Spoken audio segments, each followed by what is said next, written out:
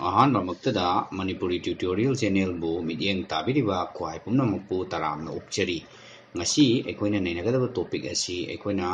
Photoshop ta ID card ama semaga mamang masung maningda kamai tawna aikoina print tawbada tahangadage haibdugi matangdani aikoina ngasi nainagadoribasi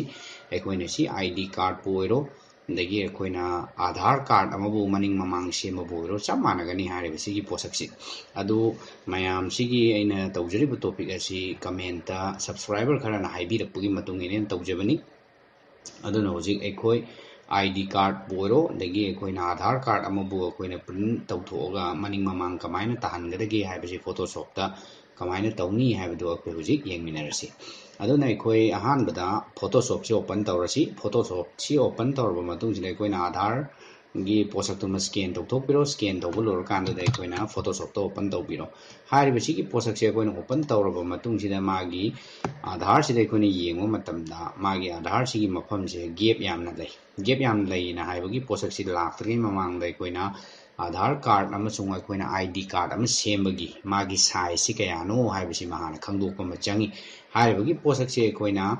magi sigi crop aina hairibagi posak sida aikoina anauba ama sembiba yai sida aikoina 3.3 magi sigi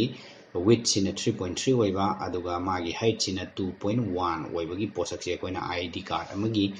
natraga Aadhar card amagi aikoina print tawba matamda magi size tu oihalli hairibasigi posak se aikoina sida already hana semaga budi leirame adu sigi posak se kamain tawna semaga sida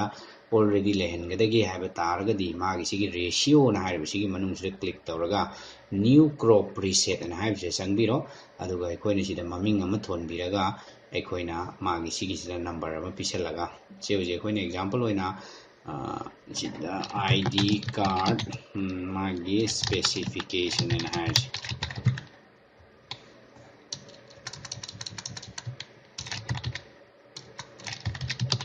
ID card specification okay na hires magi sigi kano se dum leijarani adada aikoina ID card ki specification sida aikoina click tawraga magi mafam sida yengo matam sida hojik magi haipet sumain leiba matam sida sigi size sidi leigadoini sigi size si leiraga su aikoina makha sida leiribagi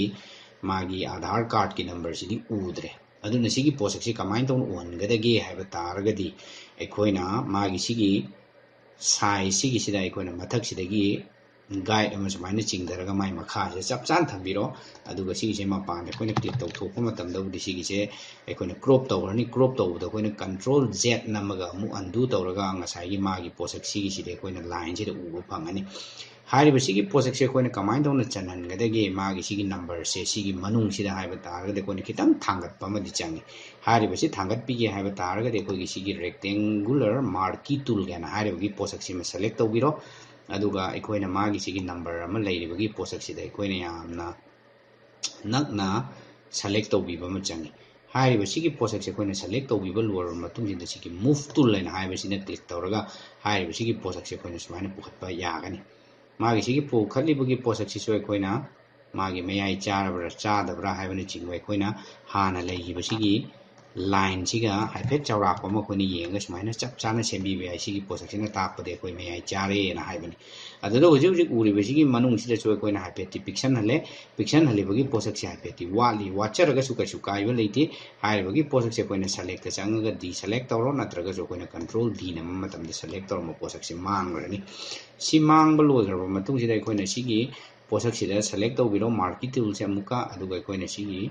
leiribagi magi sigi size ki sida aikoina pura puri select tawbiro aduga aikoina image na haibse changbiraga crop ena tawbiro sigi crop ena tawbiba matam sida magi size se dum kharadi walaga leijarsanu hairiba sigi posak se aikoina kamain tawna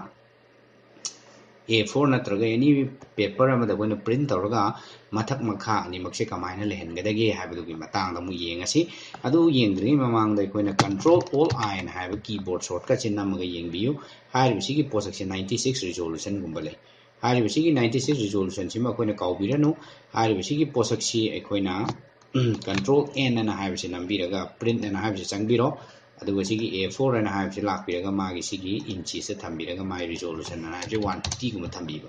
asai 96 ana haibagi posak tu dagi kitang dang hengat piu 300 kumba thamba taragadi mai asai file size tu yamna chawani plus agi file gi keno dusu yamna chawna tholakani aduna 150 na haibase 96 kumba leibagi de dum chap charba posa ma oibani aduna haibasi gi orientation je so koina landscape natraga portrait sida khanbiro akoni ani apam da khanbi be ai sigi portrait sida thamasi aduga koina create ena nambi ba matam da sumaina koi A4 gi paper ma tholakani हाइबसिगी A4 की paper से थोलाबा मतुंग सिदा coin view ना हाइबसे संबिरगा new guide ना hymn खनबिरो अदुगा मागी सिगी vertical ना हाइबसिदा coin 3.3 ना हाइरगा okay तबु मतम से लाइन अमा चिंगकनी अमुका जो व्यू दो चंगबिरो न्यू गाइड ना हाइबिरो होराइजोंटल ना हाइबसे खलगा 2.1 ना हाइरगा एंटर पु मतमदा सिगी साइज से कोइगी आधार कार्ड पोरो आईडी कार्ड पोरो मागी साइज तु ओइगदौरिबनी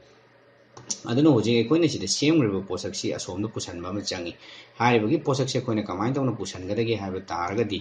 koina sigida lehoribagi posak se koina samain tawna mayai chap chana koina sida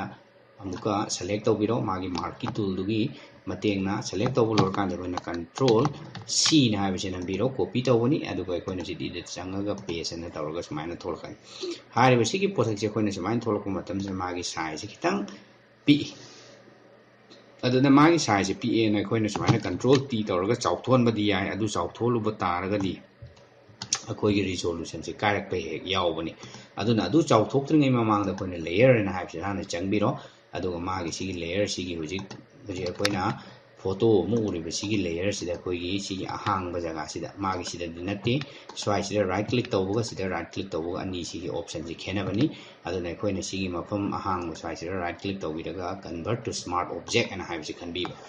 convert to smart object ana haibse khanba matamda magi sigi thumbnail sigi makha sida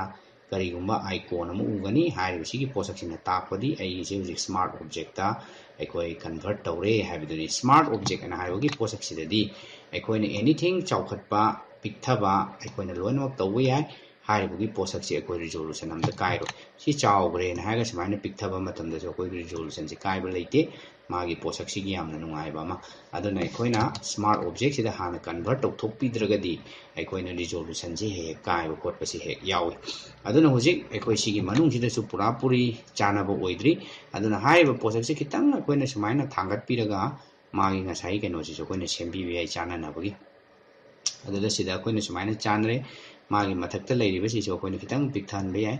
aduga magi songi se old ki se nambi raga ai koina sumain troga chingbada su magi size ani makta chawkhara lakpa yagani adu natabida ai koina magi sigi sida su dum control की से press तरोगा कोई निश्चित चिंग थोक पसंद मग यार अदुन high बसी की पोसेक सी कोई enter फू मतमला मागी सी की size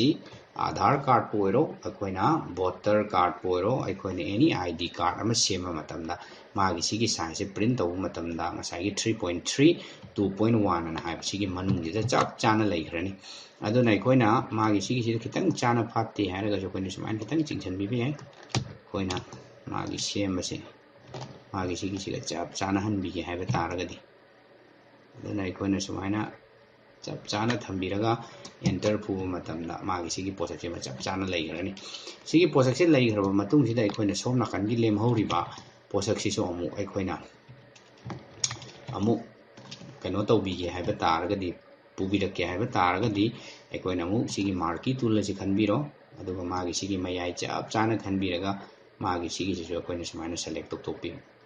si select tawbiba lor matung sida koina control C se nambiro aduga som la kanna mulak biro aduga control V na munambiba layer sida mu changbira nga side maina right click taro convert to smart object ana habje kanbiro control T namma matam sida mai sumaina x ama lakani hairabagi posak se koina smart object ta convert tawdri gaidi sigi x ama leiba si lawai aduna aikoina x si leiraba matungda di hoje akoi sigi deso icon macha amu ubo phangnabanina magi si aikoina smart object ta convert tawre habisi khange aduna magi sigi manung sida koina sumaina click and drag tawraga pusan birakpa yai aduga magi sigi manung sida so koina click tawraga drag sumaina tawthokpi yai control key se press tawraga adu lorba matung sida koina sigi makha sida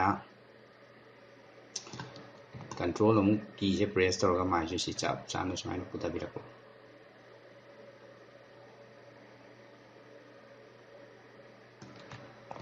से सोमना याम फजन अदुम मतम चाना चंगना तपना तपना तौबिरगदि अदुमक लोइनमक यागनी हाइरिबसिगी पोसेक सि लोर मतुंग सिदा मागी सिगी ꯃꯐꯝꯁꯤꯗ ꯁꯨꯃꯥꯏꯅ ꯄꯨꯈꯠꯄꯤꯔꯒ ꯃꯥꯒꯤꯁꯤꯗ ꯂꯩꯔꯤꯕ ꯂꯥꯏꯟ ꯑꯅꯤꯁꯤ ꯆꯞ ꯃꯥꯟꯅꯍꯟꯕꯤꯕ ꯑꯃꯗꯤ ꯆꯪꯉꯤ ꯁꯤꯒꯤ ꯄꯣꯠꯁꯛꯁꯤ ꯂꯥꯏꯟꯁꯤ ꯃꯥꯟꯅꯗ꯭ꯔꯒꯗꯤ ꯑꯃꯅ ꯐꯩꯅ ꯇꯥꯔꯛꯀꯅꯤ ꯑꯗꯨꯒ ꯉꯁꯥꯏꯒꯤ ꯄꯣꯠꯁꯛꯁꯤ ꯑꯦꯂꯥꯏꯟꯃꯦꯟꯗ ꯁꯣꯏꯕ ꯑꯃ ꯑꯣꯏꯒꯅꯤ ꯑꯗꯨꯅ ꯁꯨꯃꯥꯏꯅ ꯑꯗꯨꯝ ꯊꯝꯕꯤꯔꯣ ꯁꯨꯃꯥꯏꯅ ꯑꯃꯨꯛ ꯊꯝꯕꯤꯕ ꯂꯣꯏꯔꯕ ꯃꯇꯨꯡꯁꯤꯗ ꯑꯩꯈꯣꯏꯅ ꯑꯗꯨꯝ ꯄ꯭ꯔꯤꯟ ꯀꯥꯞꯄꯤꯔꯣ ꯄ꯭ꯔꯤꯟ ꯀꯥꯞꯄ ꯂꯣꯏꯔꯕ ꯃꯇꯝꯁꯤꯗ ꯁꯤꯒꯤ ꯄꯣꯠꯁꯛꯁꯤ ꯀꯛꯊꯠꯄꯤꯔꯣ ꯃꯌꯥꯏꯁꯤꯗꯗꯤ ꯀꯛꯄꯤꯔꯨꯔꯅꯨ ꯍꯥꯏꯔꯤꯕꯒꯤ ꯄꯣꯠꯁꯛꯁꯤ ꯑꯩꯈꯣꯏꯅ ꯃꯌꯥꯏꯁꯤ ꯑꯗꯨꯝ ꯊꯨꯞꯆꯟꯈ꯭ꯔꯒ ꯑꯩꯈꯣꯏꯅ ꯂꯦꯃꯤꯅꯦꯁꯟ ꯇꯧꯕ ꯃꯇꯝꯗ ꯉꯁꯥꯏꯒꯤ ꯑꯩꯈꯣꯏꯒꯤ आधार कार्डꯁꯤ मनिंग ममांग अदुमक लोइनमक तारनी अदुना मयाइसिदि कक्पीदबा मताई लैरिबसिंगसिदा सुमाइना मागी कॉर्नर सिंगि लोइनमक कक्थत्पिरो अदुगा सिगी मनिंगिसिना थुपचनबिग्रगा अखोइना लेमिनेशन तौबा मतमदा मनिंग ममांग अदुमक ओइरनी हारिबसिगी मेथडसि अखोइना आधार कार्ड अम प्रिंट तौथोकपगिबु ओइरो नत्रगसु अखोइना आईडी कार्ड अम सेमगिबु ओइरो सुमाइना अखोइना मयाई कक्तबिदा थुपचनग्रगा अदुमक लेमिनेशन तौबा मतमदा ताबा ngambasi